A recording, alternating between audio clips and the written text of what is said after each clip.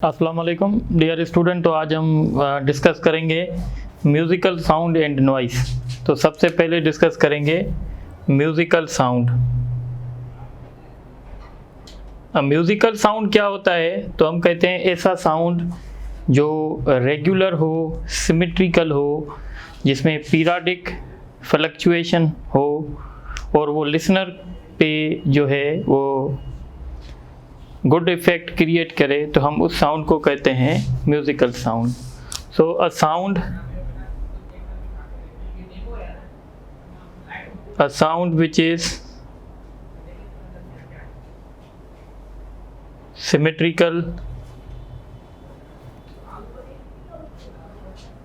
periodic fluctuation, a sound which is symmetrical, periodic fluctuation and produce a pleasant effect on listener is known as musical sound. ठीक है। और musical sound के बाद हम बात करेंगे नॉइस की। तो नॉइस क्या होता है? A sound which is asymmetrical,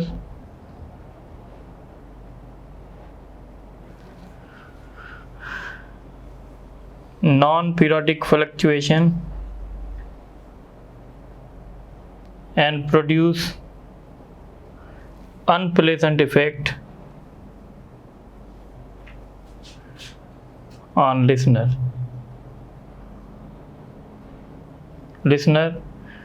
is known as noise.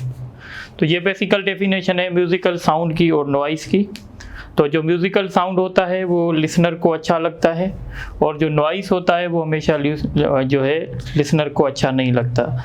जैसे जब ये दरवाज़ा खुल रहा है तो खुलने के वक्त ये एक किस्म का साउंड प्रोड्यूस कर रहा है, ये साउंड हमें कभी भी अच्छा नहीं लगेगा, तो हम इसको नॉइस कहेंगे।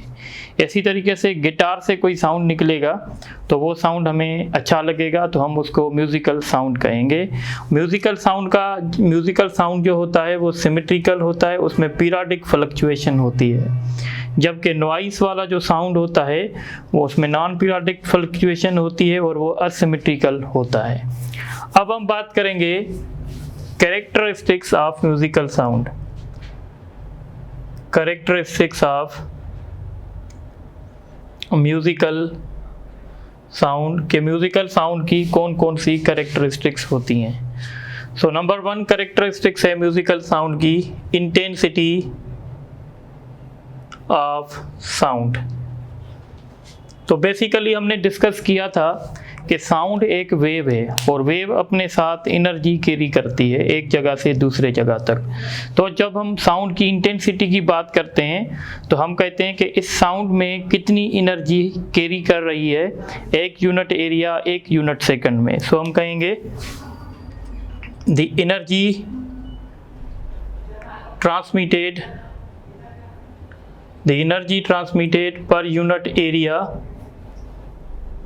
per unit area per unit time by sound wave is called intensity of sound। तो इंटेंसिटी का अगर आप फार्मूला यूनिट ड्राइव करेंगे तो इंटेंसिटी का यूनिट बनेगा वाट per metre square. Watt per metre square is the SI unit of intensity of sound. अब ये जो साउंड की इंटेंसिटी होती है ये डिफरेंट होती है। जैसे हम नॉर्मली बात करते हैं, जब हम नॉर्मली बात करते हैं, नॉर्मल जो कन्वर्सेशन होती है, नॉर्मली कन्वर्सेशन की जो इंटेंसिटी होती है उस साउंड की इंटेंसिटी 10⁻⁻⁶ वाट पर मीटर स्क्वायर होती है। इस तरीके से जब हम लाउडली बात करते हैं, when we speak loudly, जब हम लाउडली बात करते हैं तो उसकी इंटेंसिटी होती है 10⁻³ वाट per metre square.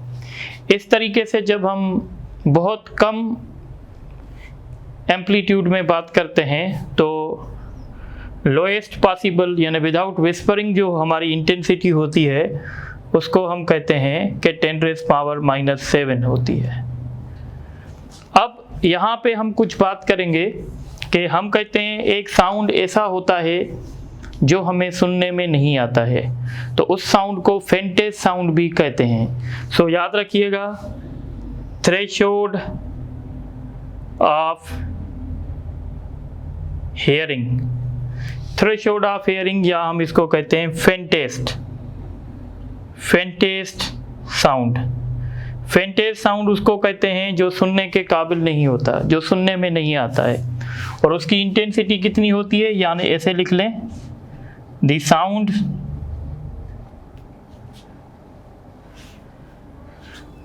The intensity of sound below which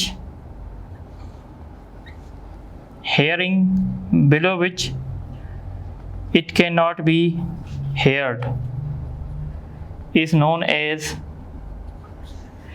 threshold of hearing. और थ्रेशोल्ड ऑफ हेयरिंग की जो इंटेंसिटी होती है वो 10⁻⁻12 वाट पर मीटर स्क्वायर होती है। इस तरीके से दूसरा साउंड होता है जिसको कहते हैं थ्रेशोल्ड ऑफ पेन। जैसे हम इंटेंसिटी बढ़ाते जाएंगे तो एक लिमिट तक हम बढ़ा सकते हैं कि अगर हम उससे ऊपर बढ़ाएंगे तो वो साउंड हमारे एयर ड्रम में डैमेजेस क्रिएट करेगा। तो हम कहते हैं the intensity of sound above which it may damage the ear drum, और इसकी इंटेंसिटी होती है 1 वाट पर मीटर स्क्वायर। यानी हम जो साउंड सुन सकते हैं उसकी जो सेफ लिमिट है वो 10⁻⁻12 वाट पर मीटर स्क्वायर से लेकर 1 वाट पर मीटर स्क्वायर तक है। अगर इससे कम इंटेंसिटी होगी हम वो साउंड नहीं सुन सकेंगे, इससे ज़्यादा इंटेंसिटी होगी तो वो साउंड हमारे लिए डेंजरस होगा, वो हमारे एयर ड्रम को डैमेज कर सकता है। अब हम बात करेंगे फैक्टर्स अपॉन विच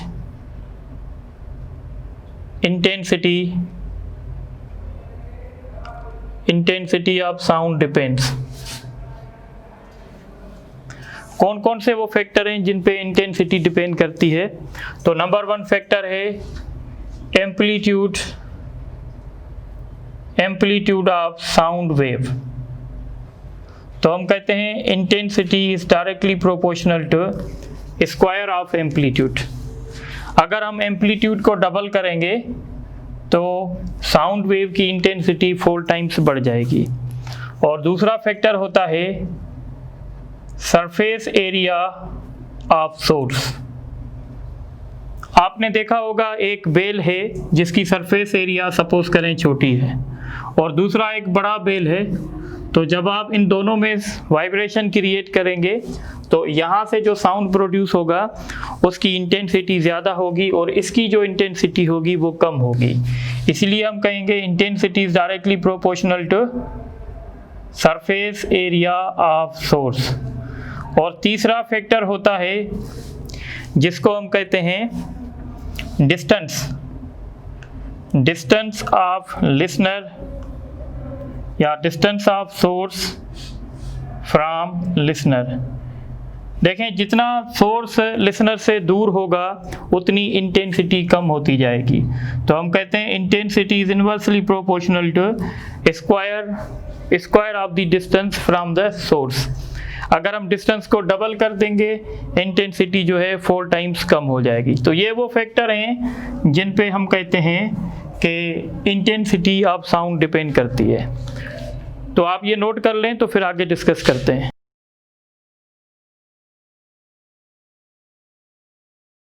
अब हम बात करेंगे लाउडनेस की। देखें लाउडनेस भी म्यूजिकल साउंड की एक कैरेक्टरिस्टिक्स होती है। लाउडनेस का मतलब होता है कि हमें साउंड जो है हार्ड सुनाई दे रहा है या सॉफ्ट सुनाई दे रहा है। मतलब कहने का ये है कि जब साउंड 2 लिसनर को मिलता है जब दो लिसनर एक ही साउंड सुनते हैं तो एक लिसनर कहता है कि मुझे साउंड सुनने में ज़्यादा आ रहा है और एक कहता है मुझे साउंड सुनने में कम आ रहा है। तो उस केस में हम डिस्कस करेंगे लाउडनेस। तो लाउडनेस प्योरली एक क्वांटिटी होती है जो डिपेंड करेगी साउंड की इंटेंसिटी पे भी और लिसनर के एयर पे भी डिपेंड करेगी। तो हम कहेंगे लाउडनेस क्या है? It is the auditory sensation, it is the auditory sensation produced by sound in listener। यानी साउंड ने कितना ऑडिटरी मैग्नीट्यूड क्रिएट किया।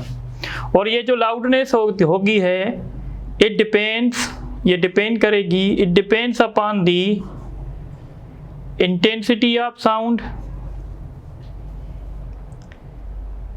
as well as, so हम कहेंगे it depends upon the intensity of sound as well as the response of human ear। यानी ये human air के पे भी रेस्पॉन्स करेगी कि उसका रेस्पॉन्स कितना है, यानी जो है वो कितना है। एक ह्यूमन ऐसा है जिसको साउंड सही सुनाई दे रहा है, एक ह्यूमन ऐसा है जिसको साउंड सही सुनाई नहीं दे रहा, यानी उसका ह्यूमन एयर जो है वो थोड़ा सा वीक हो गया है। तो इसलिए लाउडनेस का ये मतलब होता है। लाउडनेस का जो यूनिट होता है, the SI unit of loudness is sone. Son is the SI unit of loudness and 1 son is equal to 40 dB। ये पास पेपर में क्वेश्चन भी आया है तो आप इसको नोट कर लेंगे। ठीक है, अब अगर हम रिलेशन देखें कि लाउडनेस के बीच में और इंटेंसिटी के बीच में क्या रिलेशन है, जैसे आपको पता है कि लाउडनेस जो है वो इंटेंसिटी पे डिपेंड करती है। इसका मतलब है अगर हम साउंड की इंटेंसिटी बढ़ाएंगे तो इंटेंसिटी बढ़ने से लाउडनेस भी बढ़ जाएगी, पर इनका रिलेशन डायरेक्टली नहीं है। इनका रिलेशन कैसे है वो हमें बताया था वेबर फ्रेंचनर लॉ में, हम डिस्कस करेंगे। Weber Fechner law. तो वेबर फ्रेंचनर लॉ हमें क्या बताता है, तो इसको हम इस तरीके से स्टडी करेंगे। हम कहते हैं द इंटेंसिटी ऑफ साउंड, या हम ऐसे कह सकते हैं the loudness of a sound is directly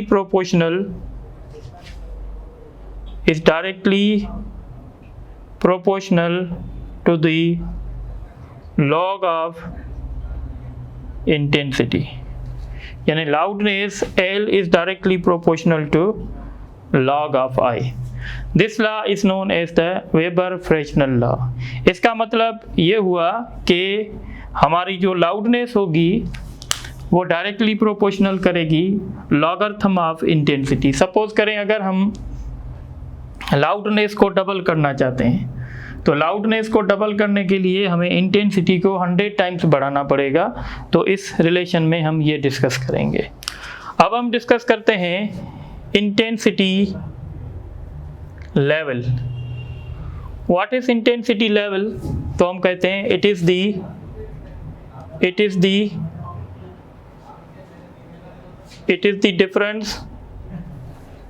the difference between the loudness of a sound and loudness of faintest sound। या हम ऐसे भी कह सकते हैं it is the difference between the loudness of two sounds।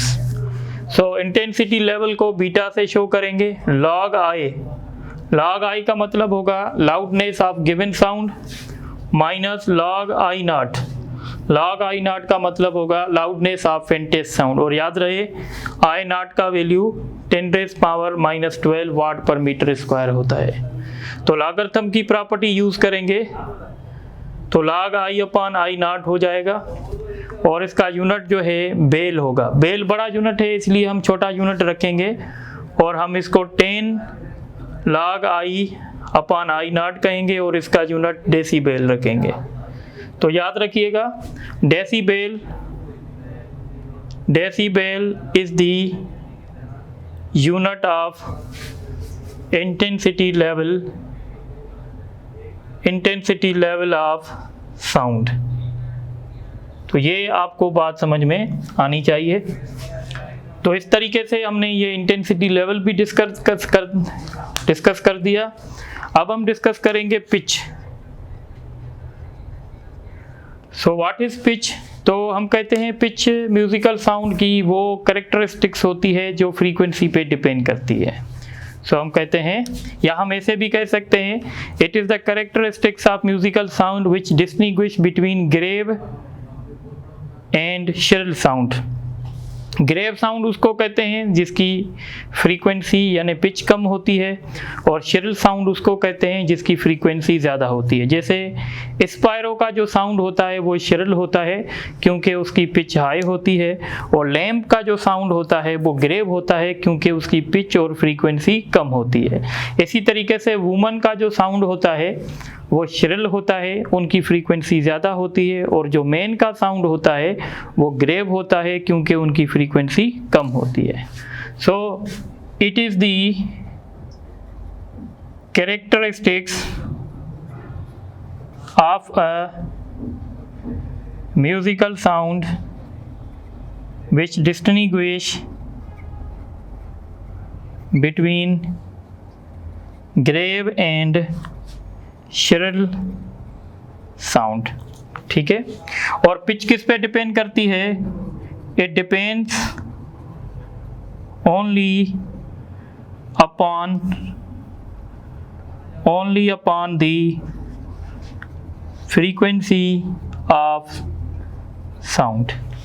हम कहते हैं greater the pitch, greater the frequency, greater will be pitch and vice versa. ठीक है, अब याद रखिएगा, the sound of sparrow is shrill because it has high frequency and high pitch.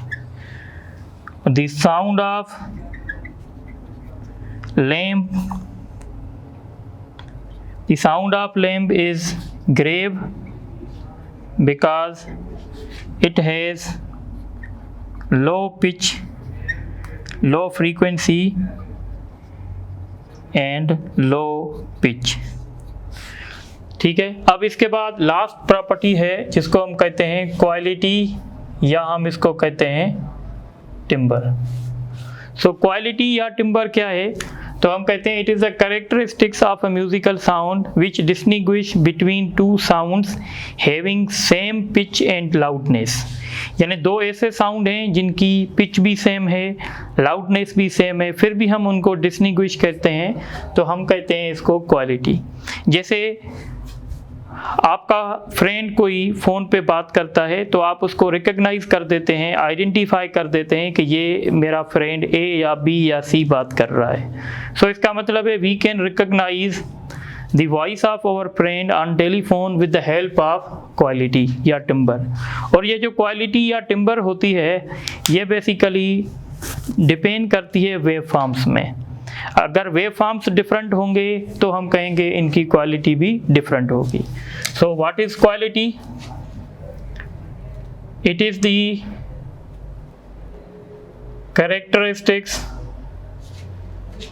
Characteristics of musical sound which distinguish between two sounds having same frequency या having same pitch and loudness। ठीक है, या हम ऐसे कह सकते हैं we can recognize या we can identify we can identify the voice of our friend on telephone by the quality. और ये क्वालिटी किस पे डिपेंड करती है? It depends upon the wave forms, ये वेव फॉर्म्स पे डिपेंड करती है। यानी अगर आप एक साउंड पियानो से क्रिएट कर रहे हैं, दूसरा साउंड गिटार से, दोनों की भले फ्रीक्वेंसी सेम हो, पर आप आइडेंटिफाई कर सकते हैं कि ये साउंड गिटार का है और ये साउंड पियानो का है, क्योंकि जब आप देखेंगे तो दोनों के वेव फॉर्म्स अलग अलग होंगे, दोनों में ओवरटोन्स मुख्तलिफ होंगे। तो इस तरीके से हम ये डिसाइड करते हैं। तो आप इनको अच्छे तरीके से नोट करें।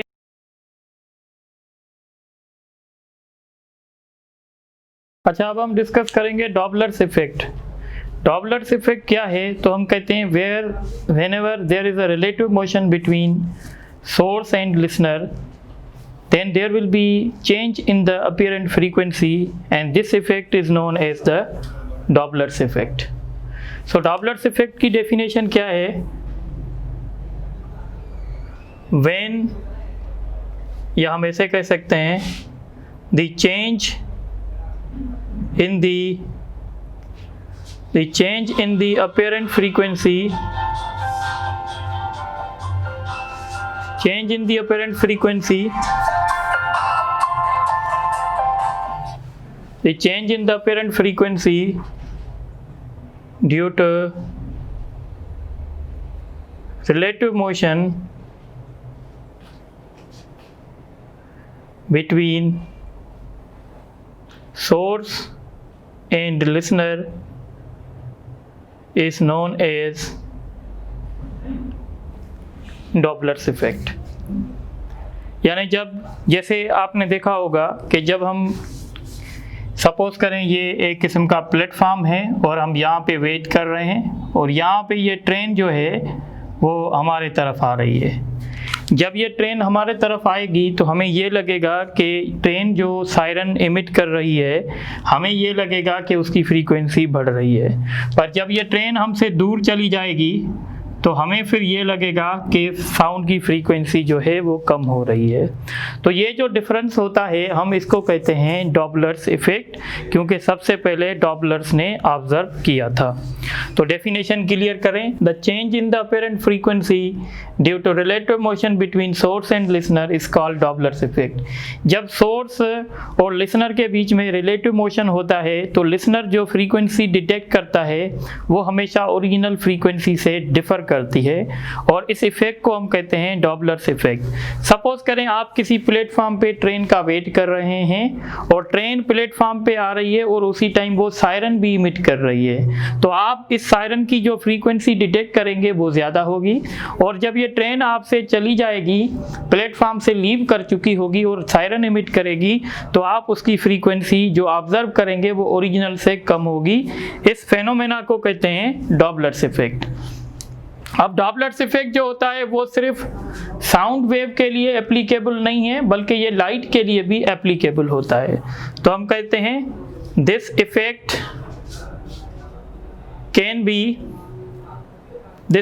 कैन बी एप्लीकेबल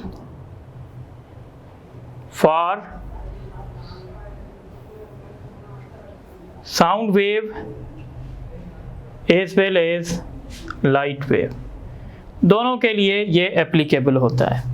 अब हम केसेस डिस्कस करेंगे, cases of Doppler's effect. Cases of Doppler's effect.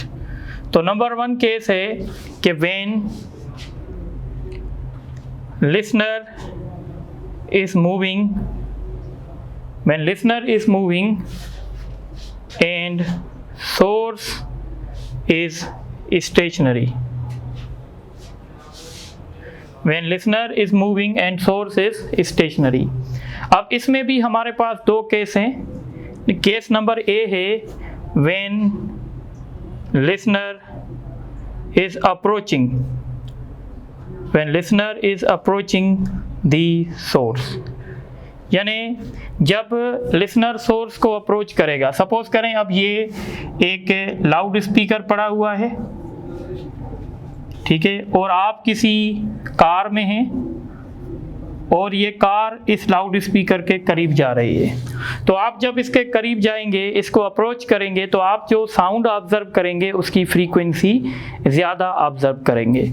और उस फ्रीक्वेंसी कैलकुलेट करने का फार्मूला होगा V + VO divided by V multiplied by nu not. और इस केस में हम कहेंगे अपीरेंट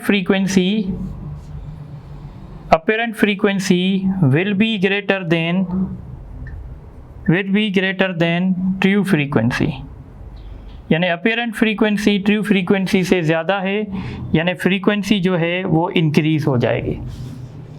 ठीक है, अब इस केस में थोड़ा सा समझें। V का मतलब होता है speed of sound in air, और V0 का मतलब है स्पीड ऑफ लिसनर, और न्यू नॉट का मतलब है ओरिजिनल फ्रीक्वेंसी, और न्यू डैश का मतलब है अपीरेंट फ्रीक्वेंसी। और कुछ देर के बाद हम VS यूज़ करेंगे, उसका मतलब होगा स्पीड ऑफ सोर्स। अभी हम यूज़ नहीं कर रहे क्योंकि अभी हम वो केस डिस्कस नहीं कर रहे। अब इसका दूसरा केस हम डिस्कस करेंगे, और इसका दूसरा केस होगा, यानी इसी केस नंबर 1 का दूसरा है when listener is moving away from the source। जब लिसनर इस सोर्स से दूर जाएगा, इस केस में हम कहेंगे फ्रीक्वेंसी कम होगी, और फार्मूला होगा nu dash = V - VO divided by V multiplied by nu not. इस केस में फ्रीक्वेंसी कम होगी, तो हम लिखेंगे new dash is less than nu not, और हम कहेंगे apparent frequency will be less than original frequency. ठीक है, इसी के साथ अब हम दूसरा केस डिस्कस करेंगे, केस नंबर 2। केस नंबर 2 में है व्हेन लिसनर इज स्टेशन, या ऐसे लिखेंगे when source is moving and listener is stationary. ठीक है, अब हमारा जो केस है इसमें सोर्स जो है वो मूव कर रहा है और लिसनर जो है स्टेशनरी है। अब इसमें भी 2 केस हो सकते हैं। केस नंबर A है when source is approaching the listener. ठीक है, जैसे हमने शुरुआत में एग्जांपल दिया था कि आप प्लेटफॉर्म पे ट्रेन का वेट कर रहे हैं और ट्रेन आपके तरफ आ रही है, तो इस केस में हमारा फार्मूला होगा V - VS multiplied by nu not. इस केस में जो हमारी अपीरेंट फ्रीक्वेंसी होगी वो ज़्यादा होगी, क्योंकि ऊपर वाला वैल्यू ज़्यादा होगा, नीचे वाला वैल्यू कम होगा। तो इस केस में new dash is greater then nu not, और हम कहेंगे the apparent frequency will be greater than true frequency. अच्छा, याद रखिएगा जब आपका सोर्स मूव करेगा ना, उस केस में वेवलेंथ में भी चेंज आएगा, पर जब आपका लिसनर मूव करेगा तो उस केस में वेवलेंथ में चेंज नहीं आएगा। और चेंज कैसे आएगा? अगर फ्रीक्वेंसी बढ़ रही है तो हम कहेंगे हमारी वेवलेंथ जो है वो कम हो जाएगी, यानी 2 क्रेस्ट जो होंगे उनके बीच में फासला कम हो जाएगा क्योंकि वेवलेंथ कम हो जाएगी। इसी तरीके से इसका केस नंबर B होगा when source is moving away from the listener. ठीक है, तो इस केस में अब फार्मूला होगा nu dash is equal to V + VS multiplied by nu naught. तो इस केस में ऊपर वाला वैल्यू कम होगा, नीचे वाला वैल्यू ज़्यादा होगा, तो हम कहेंगे nu dash is less than nu nought and lambda dash is greater than lambda nought. मतलब the distance between 2 crest will be increase. और यहाँ पे distance between two crests will be decrease, ठीक है। और इस केस में हम कहेंगे the apparent frequency will be less than true frequency, ठीक है। इसके बाद अब हम डिस्कस करेंगे केस नंबर 3, जब इसमें दोनों मूव करेंगे। केस नंबर 3 में होगा when source and listener both are moving। अब इसमें भी दो केस हो सकते हैं। पहले केस में क्या होगा, दोनों एक दूसरे को अप्रोच करेंगे। when both are approaching, जब दोनों एक दूसरे को अप्रोच करेंगे तो इस केस में हम कहेंगे फ्रीक्वेंसी ज़्यादा हो जाएगी। अच्छा, आप देखें जो ऑब्जर्वर है, लिसनर है, उसका हिसाब किताब न्यूमिनेटर में होगा और सोर्स का हिसाब किताब डिनोमिनेटर में होगा। जब ऑब्जर्वर करीब आएगा, लिसनर करीब आएगा तो प्लस की साइन होगी, जब सोर्स करीब आएगा तो माइनस की साइन होगी। V plus VO, V minus VO multiplied by nu not. और इस केस में हम कहेंगे अपीयरेंट फ्रीक्वेंसी ज़्यादा होगी। व्हाट अबाउट वेवलेंथ, तो हम कहेंगे वेवलेंथ डिक्रीज होगी, क्योंकि यहाँ पे हमारा सोर्स जो है वो मूव कर रहा है। जब भी सोर्स मूव करेगा वेवलेंथ में डिफरेंस आएगा।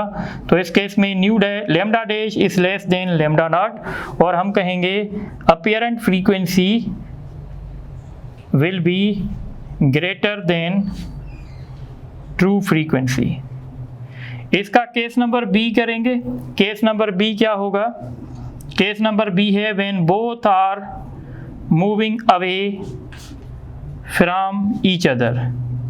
जब दोनों एक दूसरे से दूर भागेंगे तो क्या होगा, तो इस केस में हम कहेंगे फ्रीक्वेंसी कम। अब देखें, ऑब्जर्वर लिसनर दूर जा रहा है तो माइनस की साइन, सोर्स दूर जा रहा है तो प्लस की साइन। इस केस में अगेन हम कहेंगे nu dash will be less than nu naught and lambda dash will be greater than lambda naught।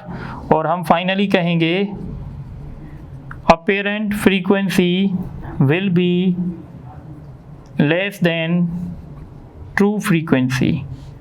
तो इस तरीके का ये डिस्कशन है।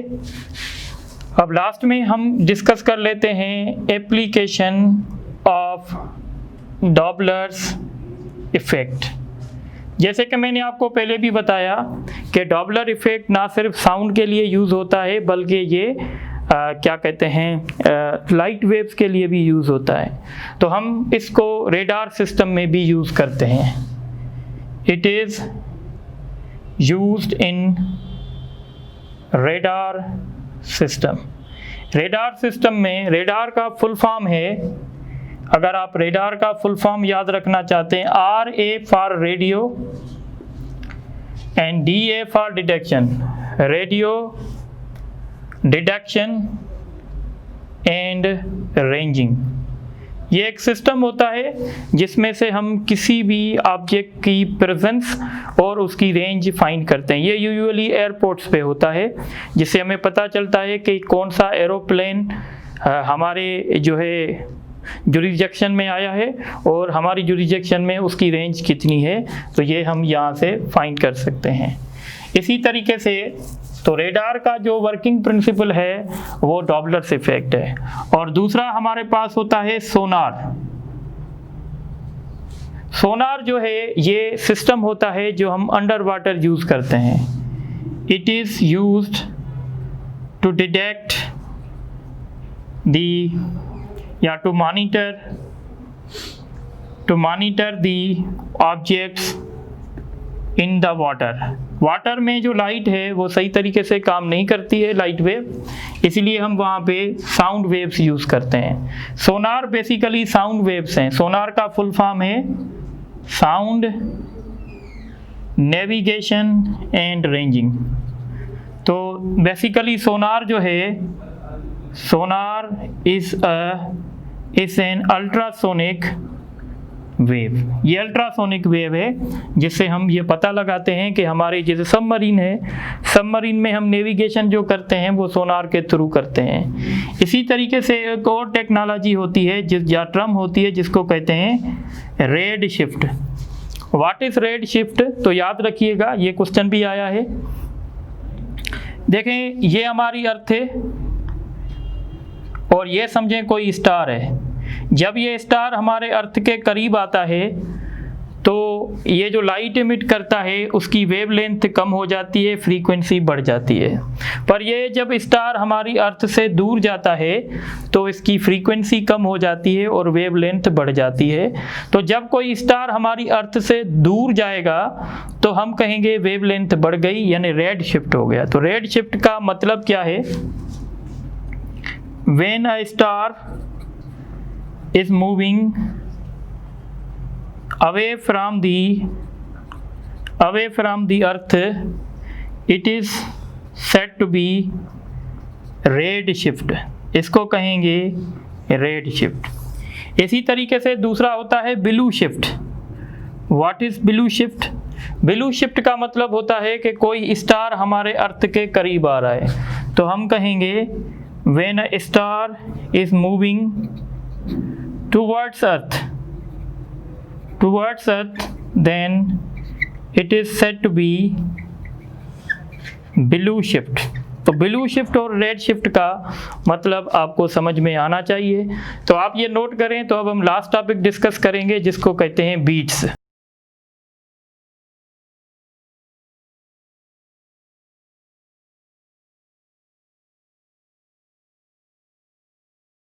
अच्छा, अब हम डिस्कस करेंगे beats. What are the beats? तो हम कहते हैं it is the special type of interference of two waves having slightly difference in their frequencies.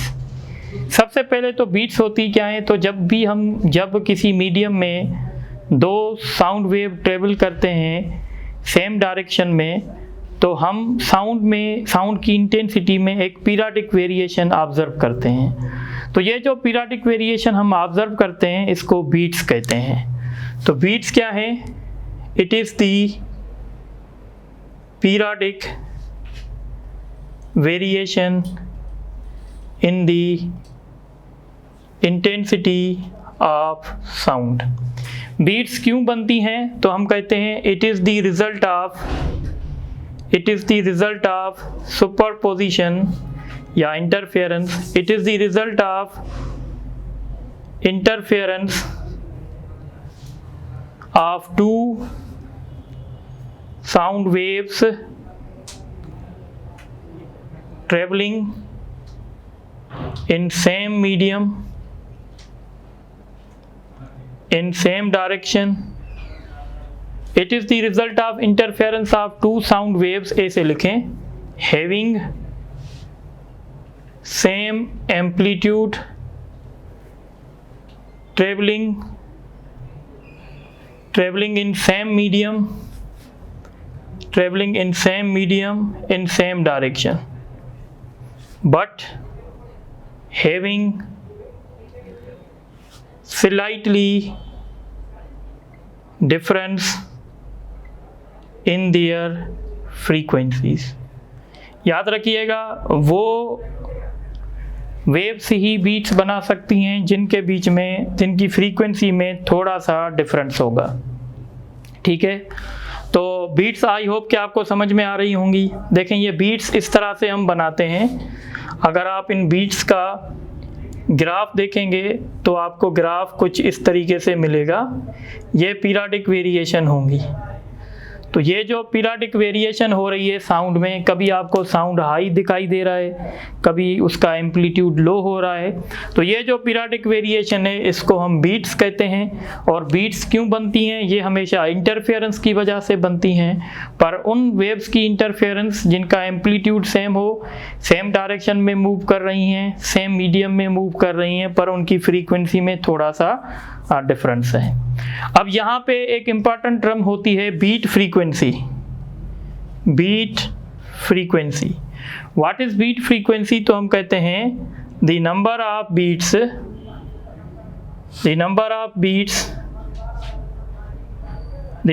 Beats produce in 1 second.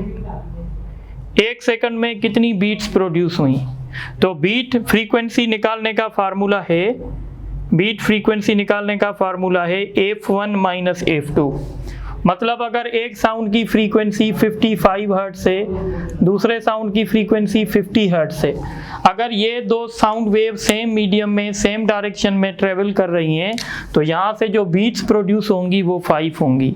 यानी 1 सेकंड में आप 5 मरतबा साउंड की इंटेंसिटी हाई सुनाई देगी आपको। तो ये फार्मूला हुआ बीट फ्रीक्वेंसी कैलकुलेट करने का। तो अब आप ये अच्छे तरीके से नोट करें। तो अब हम इन पे आप ये नोट करें तो अब हम इन पे न्यूमेरिकल भी करेंगे, पर एक टॉपिक और भी रहता है जो है एक्वेस्टिक्स। तो ये मैंने आपको पहले भी बता चुका हूँ। What is acoustics? तो हम कहते हैं it is the branch of physics in which we study the production and propagation of sound. So लिख लेता हूँ, it is the branch of physics which deals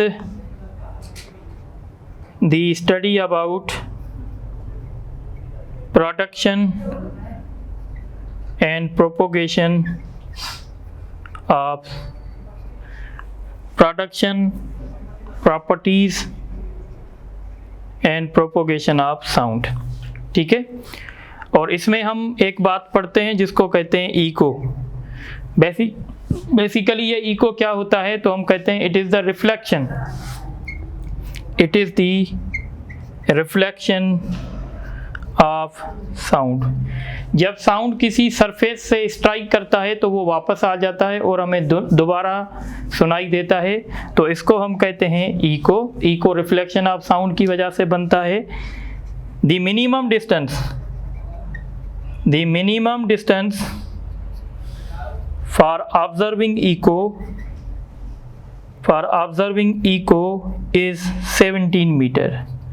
कम से कम जो डिस्टेंस इको ऑब्जर्व के लिए रिक्वायर्ड होता है वो 17 मीटर्स होता है। तो ये इंफॉर्मेशन आप अपने पास रखें। अब हम डिस्कस करेंगे कुछ MCQs। तो आप पहले ये नोट करें।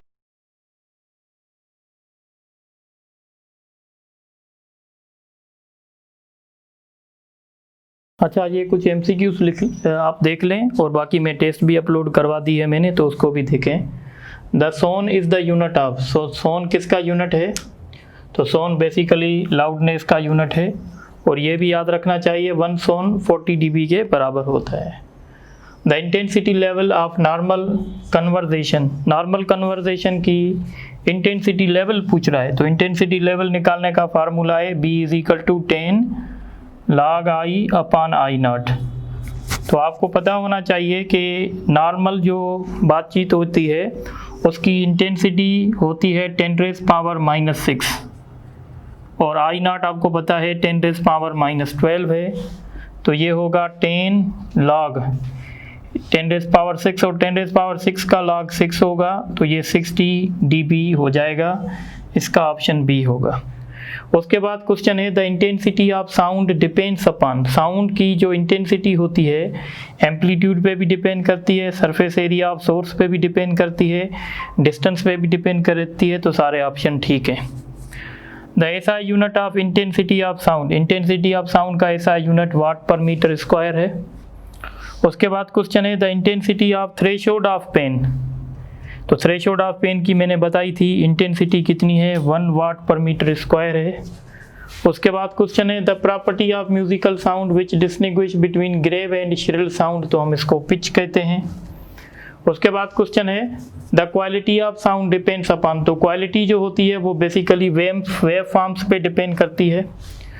उसके बाद क्वेश्चन है when a train is approaching to the stationary listener and emitting a siren, then frequency detected by observer।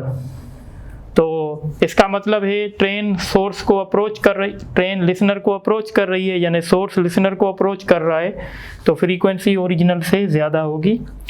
उसके बाद क्वेश्चन है the Doppler effect is applicable for. तो डॉपलर इफेक्ट लाइट के लिए भी एप्लीकेबल है और साउंड के लिए भी एप्लीकेबल है, sound wave as well as light waves. उसके बाद ये एक न्यूमेरिकल है, 2 sounds having frequency 60 and 65 are sounded together, find the beat frequency। You know the beat frequency is the difference between the frequencies। एक की frequency 65 है और 60 है तो 5 आएगा। तो इसका ऑप्शन ए होगा। Beats is the special type of, तो बीट्स स्पेशल टाइप किसकी है? इंटरफेरेंस की है।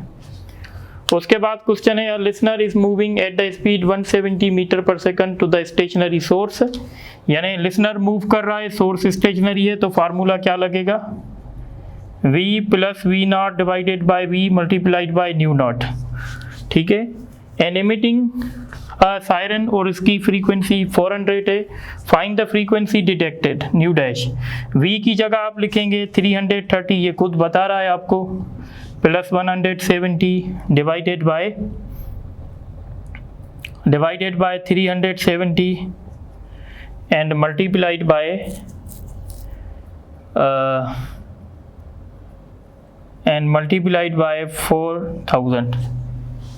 400, तो ये हो जाएगा आपका ये होगा 500, 330 मल्टीप्लाइड बाय 4, तो ये x0 कैंसिल हो जाएगा। अब आप इसको सॉल्व करेंगे, ठीक है। तो सॉल्व करेंगे तो आप पहले क्या करें, 40 को 33 से डिवाइड करते हैं, एक टाइम लगेगा 70। अब इस पे कितने टाइम्स लगेगा? 5 टाइम्स लगा के देखें तो 5 यानी 1.5 आ रहा है। तो अब आप क्या करेंगे, 1500 को 1.5 से मल्टीप्लाई करेंगे तो ये हो जाएगा 750। तो इसके ऑप्शन में लिख लेता हूँ 900 हर्ट्स, 800 हर्ट्स, 750 हर्ट्स या 200 हर्ट्स, तो इसका ऑप्शन सी होगा। उसके बाद क्वेश्चन है, a man observes his eco after 2 second, find the distance. अच्छा, इको ये से होता है, ये साउंड पहले जाएगा फिर साउंड वापस आएगा, ये आदमी फिर सुनेगा। तो इसलिए हम, जैसे हमें पता है कि डिस्टेंस होता है वेलोसिटी इनटू टी, पर यहाँ पे 2 डिस्टेंस कवर होंगे, तो अगर हमें इस बिल्डिंग का डिस्टेंस चाहिए तो हम इसको 2 से डिवाइड कर देते हैं। तो डिस्टेंस वेलोसिटी 330 है, टाइम 2 है, डिवाइडेड बाई 2, 2 से कैंसिल हो जाएगा, तो 330 मीटर। सो इस तरीके से चैप्टर नंबर 8 कंप्लीट हुआ। इंशाल्लाह फिर नेक्स्ट लेक्चर में कोई और चैप्टर डिस्कस करेंगे। मैंने टेस्ट भी अपलोड करवा दिए, आप उसको भी सॉल्व करने की कोशिश करें। Thank you very much.